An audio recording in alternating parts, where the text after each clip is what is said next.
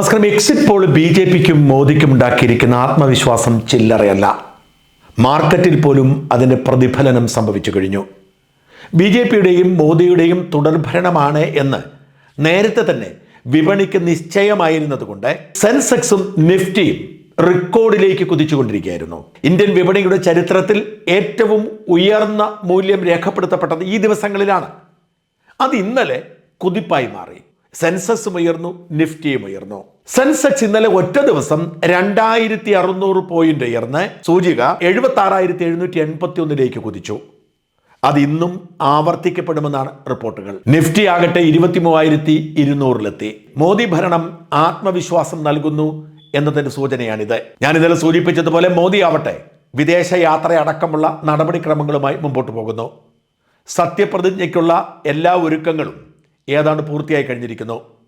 May മാസം 30-ാം തീയതി തന്നെ രാഷ്ട്രപതി ഭവൻ സത്യപ്രതിജ്ഞയ്ക്കുള്ള എല്ലാ നടപടിക്രമങ്ങളും ആരംഭിച്ചു കഴിഞ്ഞു. സത്യപ്രതിജ്ഞാ ചടങ്ങിന് ഉപയോഗിക്കാനുള്ള പൂക്കൾക്കും മറ്റ് അലങ്കാര വസ്തുക്കൾക്കുമായി 21,97,000 രൂപയുടെ ടെൻഡർ രാഷ്ട്രപതി ഭവൻ വിളിച്ചിരിക്കുന്നു. ഇന്നാണ് ടെൻഡർ ഓപ്പൺ ചെയ്യുന്നതും സ്ഥിരീകരിക്കുന്നതും. 5 ദിവസം കൊണ്ട് അത് പൂർത്തിയാക്കണമെന്നാണ് ഉത്തരവ്. അതായത് വെള്ളിയാഴ്ചയ്ക്ക് മുമ്പ് ടെൻഡർ പൂർത്തിയാക്കണം. ശനിയാഴ്ച സത്യപ്രതിജ്ഞയാണ് എന്നതിൻ്റെ സൂചനയാണിത്. ചൊവ്വാഴ്ച തെരഞ്ഞെടുപ്പ് ഫലം പുറത്തു വന്നാൽ ബുധനാഴ്ച തന്നെ പാർട്ടി നേതൃത്വത്തിൻ്റെ യോഗമുണ്ടാവും. ബാക്കി നടപടിക്രമങ്ങളിലേക്ക് പോകും. ഔദ്യോഗികമായി സത്യപ്രതിജ്ഞ പ്രഖ്യാപിക്കും. ശനിയാഴ്ച തന്നെ സത്യപ്രതിജ്ഞ ഉണ്ടാവുമെന്ന് പറയുന്നു. കർത്തവ്യപഥിൽ സത്യപ്രതിജ്ഞ ആഘോഷമായി നടത്താനായിരുന്നു ആലോചന. എന്നാൽ വലിയ ചൂടുള്ളത് കൊണ്ടും കാലാവസ്ഥ ഏതു നിമിഷവും മാറി മറിയുന്നത് കൊണ്ടും രാഷ്ട്രപതി ഭവനിലേക്ക് സത്യപ്രതിജ്ഞ മാറ്റുകയാണ്.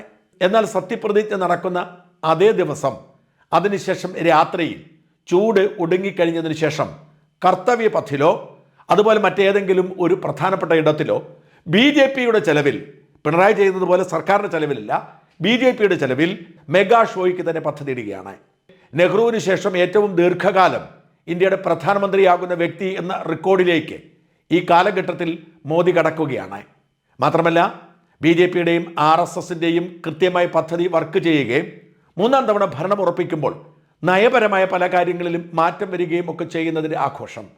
തെരഞ്ഞെടുക്കപ്പെട്ട ബി.ജെ.പി പ്രവർത്തകർക്കായി, ക്ഷണിക്കപ്പെട്ട അതിഥികൾക്കായി ഏറ്റവും കുറഞ്ഞത് 10,000 പേരെയെങ്കിലും ഉൾപ്പെടുത്തിക്കൊണ്ട് വലിയ ആഘോഷം ഡൽഹിയിൽ ഒരുങ്ങുകയാണ്.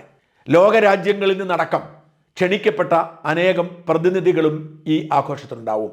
രാജ്യം കണ്ട ഏറ്റവും വലിയ ആഘോഷങ്ങളിൽ ഒന്നാക്കി മാറ്റുകയാണ്. രാജ്യത്തിൻ്റെ ചെലവിലല്ല, ബി.ജെ.പിയുടെ ചെലവിൽ. അതിനുള്ള നടപടിക്രമങ്ങൾ തുടങ്ങിയിരിക്കുന്നു. അതിനുള്ള ചെലവഴിക്കൽ ആരംഭിച്ചിരിക്കുന്നു എന്ന ആത്മവിശ്വാസമാണ് ബി.ജെ.പി കാണിക്കുന്നത്. മോദി ഭരണത്തിൽ വരുമെന്ന് ഉറപ്പാണ്. എക്സിറ്റ് പോളുകളുടെ കാര്യത്തിൽ മാത്രമല്ല, അല്ലെങ്കിൽ തന്നെ മോദി വീണ്ടും ഭരണത്തിൽ വരുമെന്ന് ഉറപ്പാക്കിയുള്ള മുമ്പോട്ടുള്ള പോക്കാണ്. അതുകൊണ്ടാണ് ഒരു സംശയവുമില്ലാത്ത വിധത്തിൽ അടുത്ത നടപടിയിലേക്ക് കടക്കുന്നത്. ശനിയാഴ്ച പ്രധാനമന്ത്രിക്കൊപ്പം പ്രധാനപ്പെട്ട നേതാക്കൾ മാത്രമായിരിക്കും സത്യപ്രതിജ്ഞ ചെയ്യുന്നത്. മറ്റ് മന്ത്രിമാരുടെ സത്യപ്രതിജ്ഞ മോദിയുടെ ഇറ്റാലിയൻ സന്ദർശനത്തിന് ശേഷമായിരിക്കും. 3-ാം ടൈമിലെത്തുന്ന മോദിയുടെ ആദ്യ സന്ദർശനം G7 രാഷ്ട്രതലവന്മാരുടെ സമ്മേളനത്തിലാണ്. ലോകത്തെ ഏറ്റവും ശക്തരായ 7 രാഷ്ട്രതലവന്മാർ ഒരുമിച്ച് കൂടുമ്പോൾ മോദിക്ക് കിട്ടിയ ക്ഷണം തീർച്ചയായും മോദി 3-ാം ഭരണത്തിൻ്റെ ആദ്യപടി എന്ന നിലയിൽ ആഘോഷിക്കും. അതിനുശേഷമായിരിക്കും മന്ത്രിസഭാ വികസനം അടക്കമുള്ളവ നടക്കുന്നത്. ആരൊക്കെ മന്ത്രിയാകും എന്നതിനെക്കുറിച്ച് പല സൂചനകളും വർത്തമാനങ്ങളും ഉണ്ടെങ്കിലും ആർക്കും ഊഹിക്കാൻ കഴിയുന്ന സാഹചര്യമല്ല. നിലവിലുള്ള പ്രധാനപ്പെട്ട മന്ത്രിമാർ രാജ്നാഥ് സിംഗ് ആണെങ്കിലും ജയശങ്കർ ആണെങ്കിലും അമിത്ഷാ ആണെങ്കിലും ഒക്കെ തുടരുമെന്ന് തീർച്ചയാണ്. എന്നാൽ പുതുമുഖങ്ങൾ എത്തുമെന്ന് ഉറപ്പാണ്. കേരളത്തിൽ നിന്ന് രാജീവ് ചന്ദ്രശേഖരും മുരളീധരനും മന്ത്രിസഭയിൽ തുടരുമെന്ന് കണക്കാക്കപ്പെടുമ്പോഴും മോദിയും ബി.ജെ.പിയും തീരുമാനിക്കുന്നത് ആർക്കും അവസാന നിമിഷം വരെ പ്രവചിക്കാൻ കഴിയില്ല. കേരളത്തിൽ നിന്ന് ആരെങ്കിലും ജയിച്ചാൽ അവർക്ക് മന്ത്രിസ്ഥാനം കിട്ടുമെന്ന് ഏതാണ്ട് ഉറപ്പാണ്. ജയിക്കാത്ത സാഹചര്യത്തിൽ ആരൊക്കെ മന്ത്രിയാകുമെന്ന് അവസാന നിമിഷം മാത്രമേ പ്രവചിക്കൂ. മോദി വീണ്ടും ഭരണത്തിലെത്തിയാൽ, നിലവിലുള്ളതിനേക്കാൾ ഭൂരിപക്ഷം നേടിയാൽ ദൂരവ്യാപകമായ രാഷ്ട്രീയ മാറ്റങ്ങൾക്കും കാരണമാകും. ഇന്ത്യ സഖ്യം തകർന്നടിയുമെന്ന് തീർച്ചയാണ്. ഇന്ത്യ സഖ്യത്തിലെ പല കക്ഷികളും ബി.ജെ.പിയിലേക്ക് ചേക്കേറും. പ്രത്യേകിച്ച് ശിവസേനയെ കൈവിടാൻ മോദിക്ക് ആഗ്രഹമേ ഉണ്ടായിരുന്നില്ല.